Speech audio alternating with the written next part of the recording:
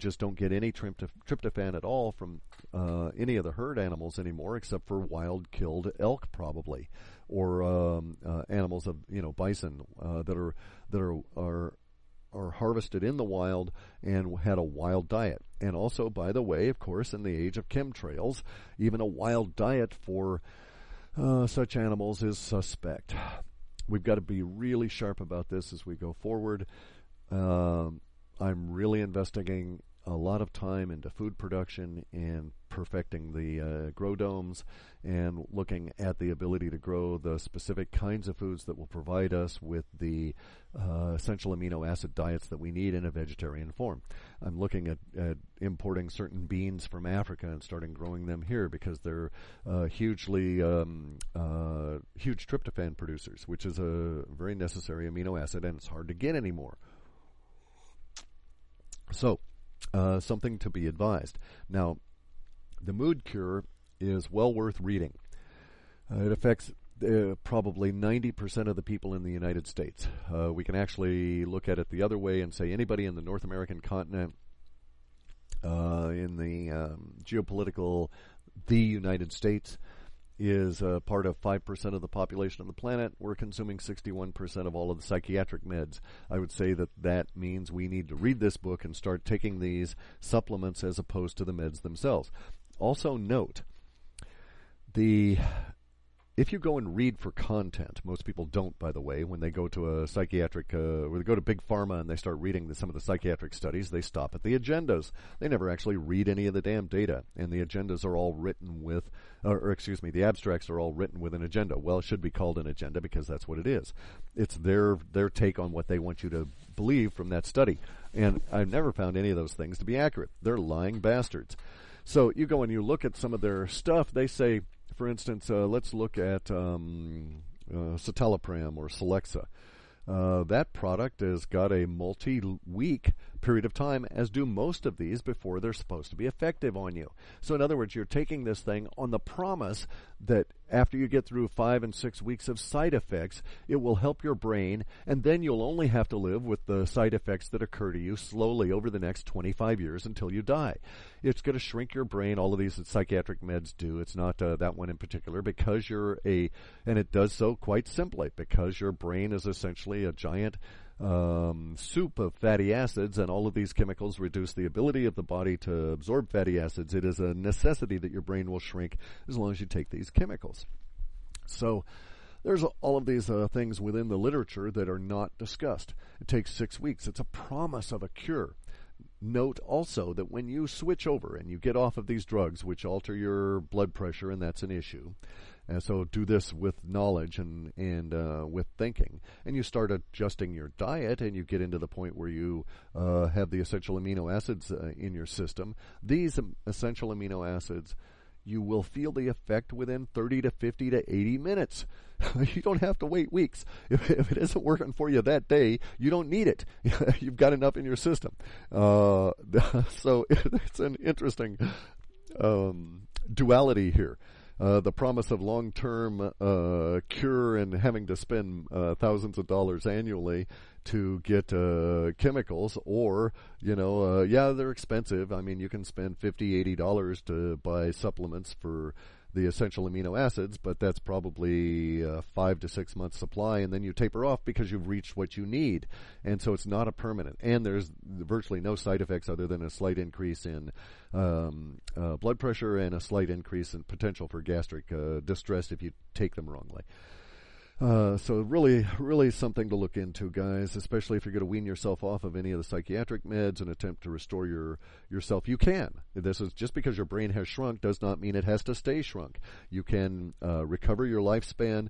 It is estimated the psychiatric chemicals will reduce your lifespan by 20 years on the average individual. But you can recover all of that once you get off of these chemicals, because you can get your omega-3 to omega-6 balance restored, and then you'll start reabsorbing fatty acids and the essential nutrients, and guess what? Your brain will swell right back up again the way it should be. So that can be good. You can recover from this.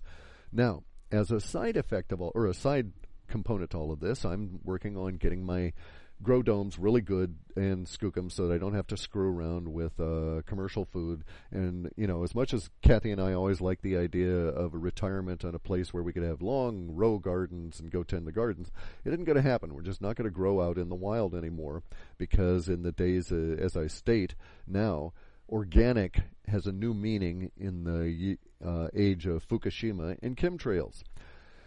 And so our organic food is going to be grown within the grow domes. Now, this has led to the idea that I need to have a method for heating the grow dome. So I built myself a rocket heater, a rocket mass heater, which I will put photos of on my site when I get it to the point where I'm pleased with its look. I have all the photos from the whole construction, so you get to see it all. They're really cool, guys. I'm able to heat this dome, raise its temperature significantly on waste wood that I've just got fallen from the trees on our property. I should be able to heat the whole thing to any temperature I desire. I could keep it tropical in there with very little work and very little wood. I'm talking on the order of a couple of cubic feet of wood a day in sub-zero temperatures in a single skin dome. Would be enough to maintain plant health, because the heat is radiant. It's coming out on the mass. It lasts for hours and hours and hours after the burn. In fact, when I get done with this Wujo here fairly quick, I'm going to go out and start playing around again, because Kathy is so much better. I can leave her for some period of time, in a half an hour, 40 minutes, without coming back in and checking. And I'm going to go out and finish up the mass part of it, and eventually, hopefully, later today, get around to doing some more of the cob and seal it all up, and then I'll take a really nice picture and show everybody on the page. But I've got a 32-foot diameter dome that has basically a height of about 17 feet, huge internal area. And I'll be able to heat it with little bits and pieces of wood that just fall from the tree. I won't have to split wood. Now, as an old fart, I'm 59 years old, and I'm doing a lot of work here to make myself healthy, but I'm looking forward, presumably, to surviving the next few years and having to exist in a world where, as an old guy, there's no infrastructure. There's not necessarily electricity to provide radiant heat from that, nor propane, nor could I afford the propane if it exists. Excuse me, everything is uncertain at this stage in that regard.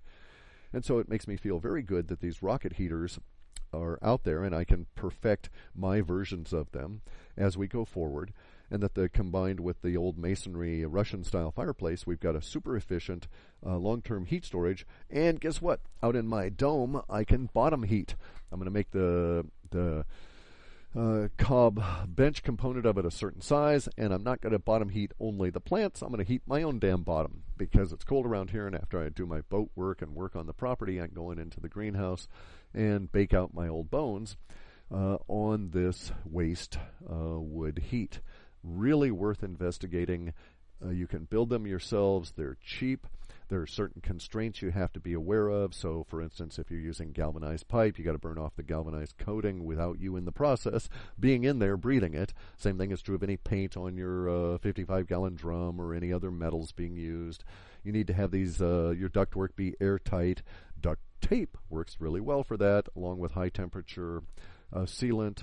I'm using galvanized pipe because it's out in the greenhouse and it's cheap. If I were going to do this in the house, I would use really good heavy-duty stovepipe, because I'd want to build one that's going to be long-lasting. I am, in fact, going to convert over the house we're into this form of heat, and should we be able to relocate, I will build vast quantities of rocket mass heaters in all the greenhouses on the new property, as well as whatever structure we get into.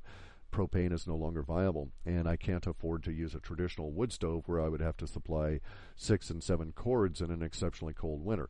And bear in mind, I think we will go through a couple of those over these next few years as we come back towards stability on this planet. And who knows what the environment will be then. It may be that it may be necessary for the planet to go through a period of extreme cold that will force us all into refugee status, as well as trying to survive and thrive and live well. Actually, I hate that word thrive, since those fucktards took it over for their New World Order organization.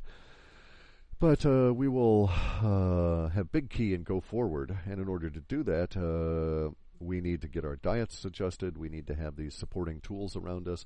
We can take control of our own destiny with these key technologies. Some of the key technologies, as I mentioned, are, understanding your body and its relationship to the generalized food body and what you're going to have to do to survive and grow and do well. We now have the technology of the rocket mass heaters. We can use waste material for heat and cooking, and also it's very healthy cooking because none of the fumes are in the place with you. Really interesting, and if you can, you should buy the books on that from the Amazon. Let me see. I don't even have it down here, I don't think. No, damn it, it's upstairs. Sorry.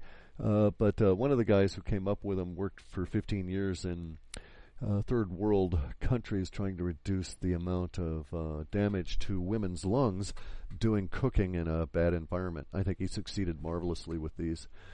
Plus, we can use them up here in the northern hemisphere for heating our butts. So there's that.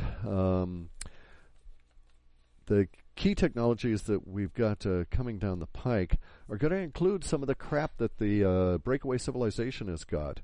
I'm quite convinced that our data, this is a new subject, sorry about that, we're transitioning here, not much of a decent segue, and I'm going to have to go get some rice here and get to work real soon, but some of the hints from the last time I looked at the data, which admittedly was Tuesday 2 weeks ago. It's been that nasty of a period with Kathy's health. It's been ongoing for some time. It's terribly deadly. I'll let her discuss it if she wants. It's not my place to reveal that. And we're still integrating ourselves and still accepting internally what's gone down here. Anyway, though, a few weeks back I looked at the data, and there are some real hints that there's going to be let's call it an escapee technology coming out. This escapee technology, I think, will be and this is an opinion, because the data isn't really clear.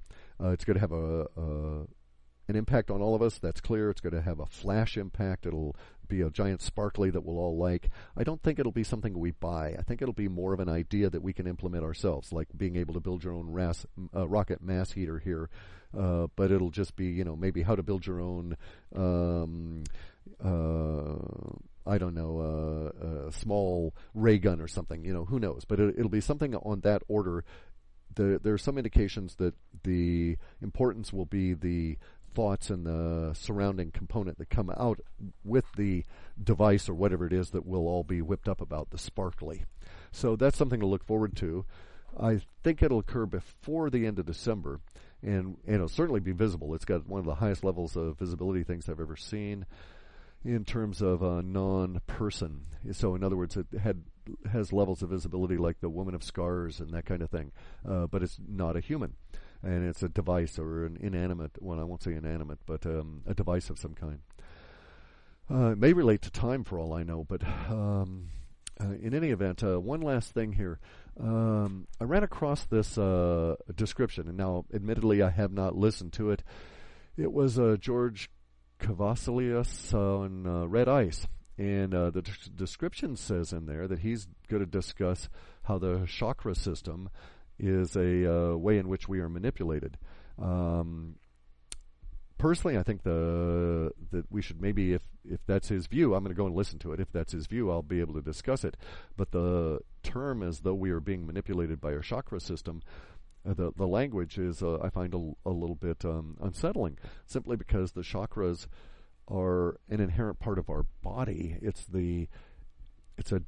simply a different part of our body that you can't see. When you get to the point where you can actually see auras and so on, you start getting glimpses of the actual chakra, and they are not an add-on. It's not anything that's been placed on our body. It is as integral to our body as our brains or any cell, and in fact, none of our body could exist without them.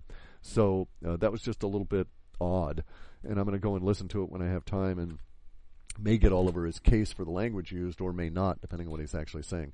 But the description was just a little strange. So I'm going to end it here. I got to get some stuff done. Got to go check on Kathy, and then scoot on out and get the heater going.